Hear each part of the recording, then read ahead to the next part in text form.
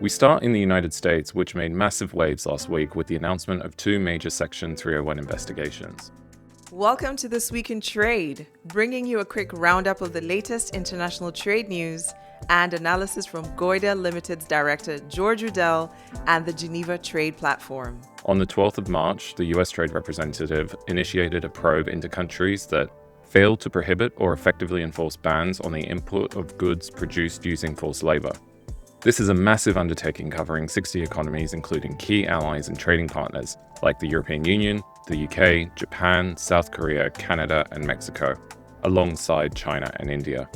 This move is part of the Trump administration's broader strategy to replace the expiring IEEPA emergency tariffs. But that wasn't the only move. Just a day prior, on the 11th of March, the USTR launched another Section 301 investigation, this time targeting structural excess capacity and production in manufacturing sectors. This probe targets a slightly smaller but highly influential list of countries, including China, EU, Mexico, India, and Vietnam, with the aim of analyzing practices like trade surpluses, sector overcapacity, and the propping up of so-called zombie firms.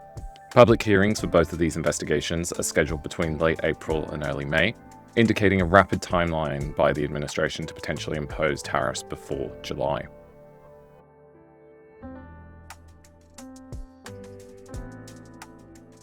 Shifting our focus to Geneva, the World Trade Organization is in the final stretch of preparations for its 14th Ministerial Conference, also known as MC14, which will take place in Yaoundé, Cameroon from the 26th to 29th of March. On the agenda, WTO ministers will discuss how to reform the organization, whether to extend a moratorium prohibiting the imposition of tariffs on electronic transmissions, and how to integrate a new plurilateral trade agreement called the Agreement on Investment Facilitation for Development into the WTO's legal framework. In the realm of geopolitics and sanctions, the US Treasury Department has issued a significant expansion of its Russia-related general license regarding oil.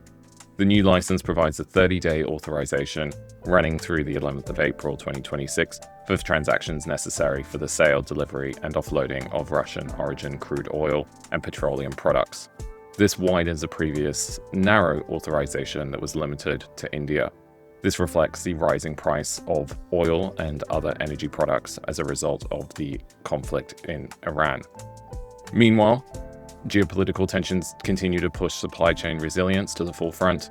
Last week, ASEAN economic ministers explicitly highlighted the risks the Middle East crisis poses to their regional energy security, and concurrently, members of the Gulf Cooperation Council, GCC, met on the 12th of March to discuss a unified crisis plan aimed at addressing potential supply chain disruptions.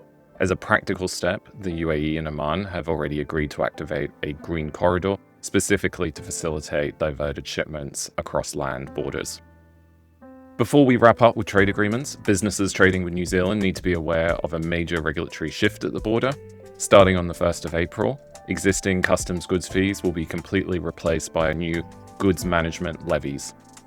This change will introduce several new specific charges, including levies for both high-value and low-value goods, international transshipped items, empty sea containers, and commercial vessels. Finally, we close with a rapid-fire look at free trade agreement developments.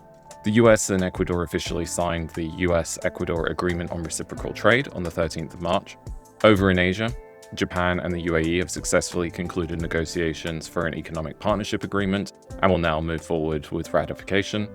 And in the sign of modernizing trade ties, South Korea and Singapore announced an upgrade to their bilateral FTA, explicitly adding further cooperation on AI to their agenda.